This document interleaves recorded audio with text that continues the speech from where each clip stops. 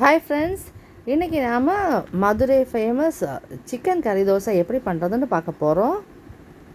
இதுக்கு சாதா தோசை மாவு, அப்புறமா போன்லெஸ் சிக்கன் எடுக்கணும். நாட்டுக்கோழியோ ப்ராய்லர் கோழியோ எது வேணாலும் யூஸ் பண்ணிக்கலாம், ஆனால் போன்லெஸ்ஸாக இருக்கணும்.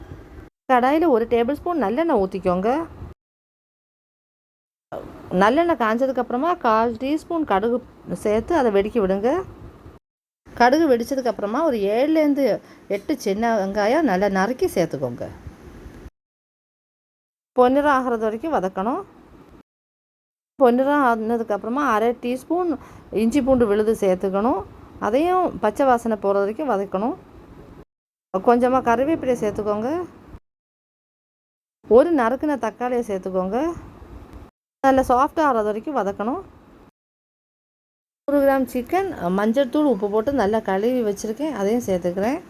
நான் இதில் யூஸ் பண்ணுறது நாட்டுக்கோழி, நீங்கள் ப்ராய்லர் கோழி யூஸ் பண்ணலாம்.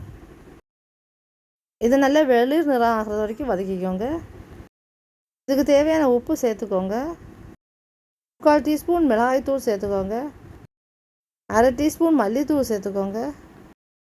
1/4 டீஸ்பூன் மஞ்சள் தூள் சேர்த்துக்கோங்க. 1/4 டீஸ்பூன் ஜீரகத்தூள் சேர்த்துக்கோங்க.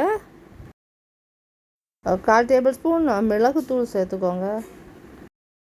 கொஞ்சம் கூட சேர்க்கணும். இந்த பொடி வகைகளெல்லாம் பச்சை வாசனை போகிறது வரைக்கும் சைட்டாக வதக்கிக்கோங்க.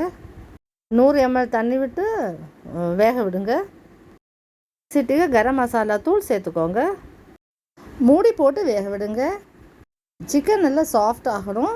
அதுக்கப்புறம் அது கிரேவியெல்லாம் நல்லா திக்காகணும். பார்த்திங்களா, இந்த மாதிரி திக்காக வரணும். ரெடி ஆகிடுச்சு. இனி தோசை ஊற்றலாம். நான் சாதா தோசை மாவு தான் யூஸ் பண்ணுறேன். தோசைக்கல்ல நல்லெண்ணெய் ஊற்றி தடவிக்கோங்க.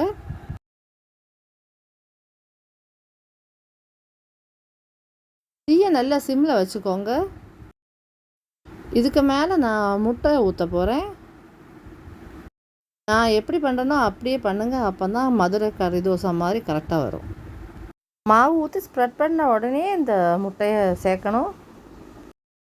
முட்டையை ஊற்றி ஸ்ப்ரெட் பண்ணும்போது இப்படி தான் பறந்து ஷேப் இல்லாமல் போகும்.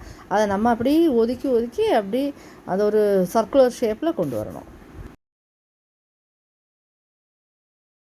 நம்ம பண்ணி வச்ச சிக்கன் கறியை அதுக்கு மேலே வைக்கிறேன்.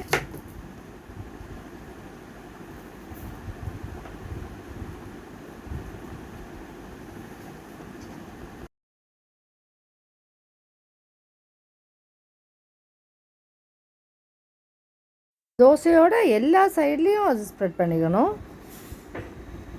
மேலே கொஞ்சம் ப்ரெஸ் பண்ணி விட்டுக்கோங்க.